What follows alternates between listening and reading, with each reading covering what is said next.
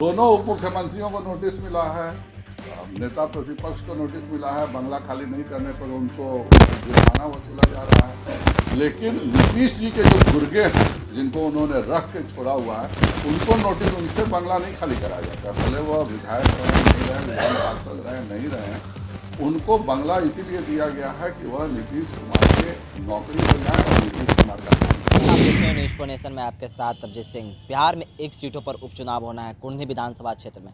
इसी को लेकर जो बीजेपी के प्रदेश अध्यक्ष डॉक्टर संजय जायसवाल हैं, उन्होंने साफ तौर पर मुख्यमंत्री नीतीश कुमार पर जमकर हमला बोला है। उन्होंने साफ तौर पर बताया कि जिस तरह से जो कुर्नी विधानसभा में मुकेश सहनी की भी पार्टी उतारी गई है, तो उनका साफ तौर पर कहना है कि ये मुख्यमंत्री के एजेंट हैं, ये मुख्यमंत्री के द्वारा उतारे गए हैं। उन्होंने साफ तौर पर मुख्यमंत्री से सवाल किया है कि मेरे दोनों उप मुख्यमंत्री और जो विधानसभा के नेता प्रतिपक्ष विजय सिन्हा हैं, उनके आवास खाली करने की बात करते हैं, जिनकी 6 महीने पहले ही विधान परिषद का सदस्यता चला गया, उनके आवास खाली करने की क्यों बात नहीं करते हैं। ये मुकेश सहनी हैं जो साफ तौर पर मुख्यमंत्री नीतीश कुमार के एजेंट हैं।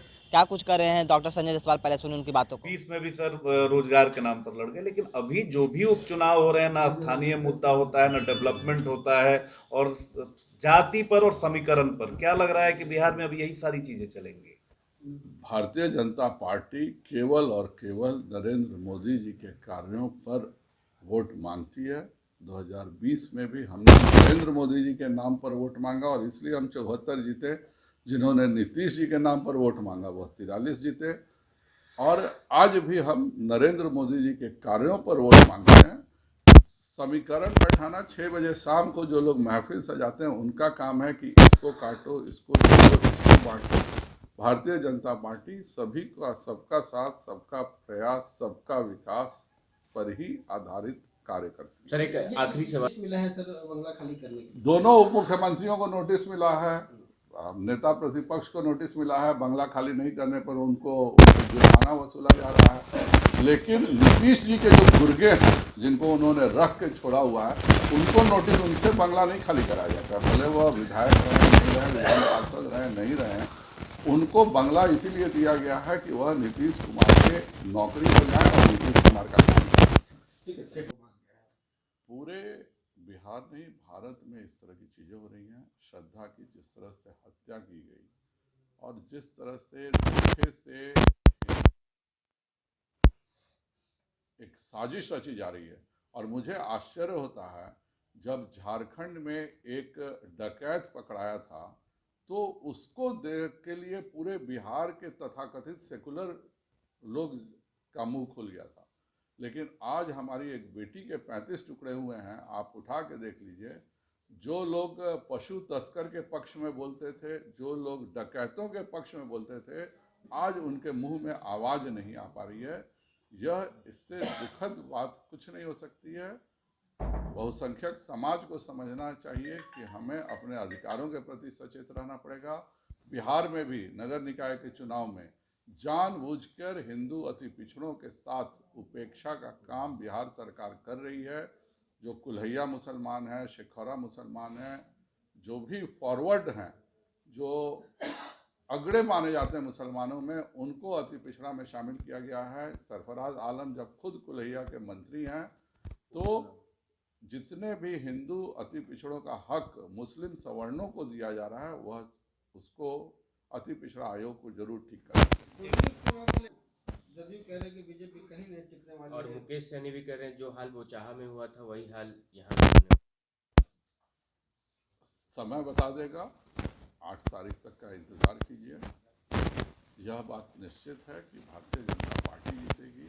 नीतीश जी जब सीधे जीत नहीं सके हैं तो वह उन्होंने 2-4 अपने एजेंट बहाल करके रखे हैं जो इसी काम में लगा रहता है कि कैसे भाजपा का वोट कटे।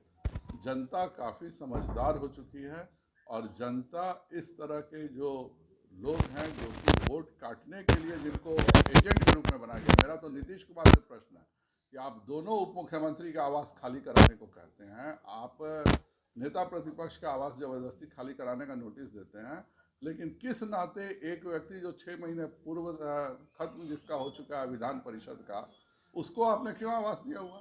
तो यह सब एक कुछ नीतीश जी की शुरू से आदत रहती है कि कुछ वो डमी रखते हैं, जो डमियों का उपयोग करते हैं। वो डमी का उपयोग राजद के खिलाफ भी करते हैं, भाजपा के खिलाफ भी करते हैं। इस तरह के डमी लोगों की चिंता सर, नहीं। एक सवाल है कि केंद्र ने सारी खाद उपलब्ध करा दिया है, ये उठाव नहीं कर पा रहे हैं। और कृषि मंत्री को सभी होलसेलर्स को बुलाना चाहिए और उठाव की व्यवस्था अपनी दुरुस्त करनी चाहिए। जितना भी उठाव करना चाहेंगे, कहीं भी हिंदुस्तान में कोई का उर्वरक की कमी नहीं है। यह तो माननीय नरेंद्र भाई मोदी जी के आने के बाद हुआ कि हमारा सिंदरी और बरौनी कारखाना चलेगा। यह अब इतिहास के पन्नों में दर्ज हो गया था। पर आज हम यूरिया में आत्मनिर्भर हो चुके हैं। हमारा बरौनी कारखाना का प्रोडक्शन शुरू भी हो गया है, सिंदरी का हो गया, गोरखपुर का हो गया। और मेरा उनसे अनुरोध रहेगा कि होलसेलर्स के जो कार्टेल बना करके ये जानबूझ के उठाव नहीं करके कृत्रिम ढंग से बिहार में उर्वरक की कमी की जा रही है, इसको तुरंत दूर किया जाए। उर्वरक का सीजन आता है तब जानबूझ के उर्वरक की एक तरह से आर्टिफिशियल किल्लत पैदा की जाती है। माननीय मनसुख भाई मांडविया जी ने साफ शब्दों में कहा कि कोई कमी नहीं है, लेकिन उठाव की व्यवस्था बिहार सरकार को करनी है। बिहार सरकार अच्छे से उठाव की व्यवस्था नहीं करती है, अच्छे से कार्य नहीं करती है, और उसके बाद पूरे बिहार में किल्लत से जूझना पड़ता है। आखिर अगस्त से पहले किल्लत क्यों नहीं होती थी? पिछले बार भी सारे उर्वरकों ने, कंपनियों ने मिल करके एक इसको कहते हैं माफियागिरी करना, उस माफियागिरी का उन्होंने काम किया था। और उसके तहत ज़बरदस्ती मच्छरदानी बिकवाना, छाता बिकवाना, इस तरह के कार्य यूरिया के साथ किए थे। माननीय मनसुख भाई मांडविया जी के संज्ञान में आने के साथ यह भी केंद्र ने निर्णय किया कि अब हम एक ही तरह के उर्वरक सभी को देंगे। और इस बार भी मैं देख रहा हूँ कि बिहार सरकार अपने बिहार के होलसेलर्स पर उठाव पे ध्यान नहीं दे रही है और पूरे बिहार में कृत्रिम कमी पैदा की जा रही है। उसी प्रकार बिहार के विभिन्न जिलों में कहीं अरवा की ज़रूरत है, कहीं उसना चावल की ज़रूरत है। मैं माननीय मुख्यमंत्री जी से अनुरोध करता हूं कि जो पहले पॉलिसी बनाई उन्होंने केवल उसना होगा, वह पॉलिसी पर पुनः विचार करें। ज़्यादातर अरवा चावल की छोटी राइस मिल्स हैं। जिन जिलों में, जिन प्रखंडों में उसना चावल खाया जाता है वहाँ आप उसना चावल दें, और जहाँ अरवा चावल खाया जाता है वहाँ अरवा चावल दें। यह एक प्रकृति है और हर इलाके के लोग अलग अलग बटे हुए हैं।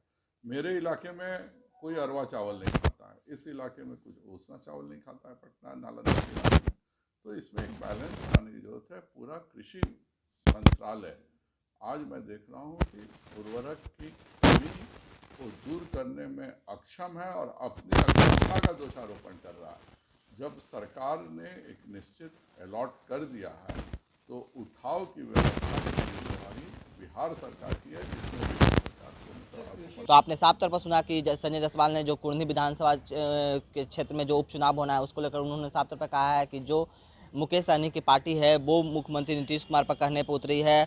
और उन्होंने साफ तौर पर मुख्यमंत्री से सवाल भी किया है कि हमारे दोनों उप मुख्यमंत्री और नेता प्रतिपक्ष को बंगला करने की बात करते हैं, तो जिनके जो 6 महीने पहले विधान परिषद का जो सदस्यता चला गया उनको क्यों नहीं कहते हैं। ऐसी तमाम खबरों के लिए बने रहे न्यूज़ 4 नेशन के साथ। नमस्कार।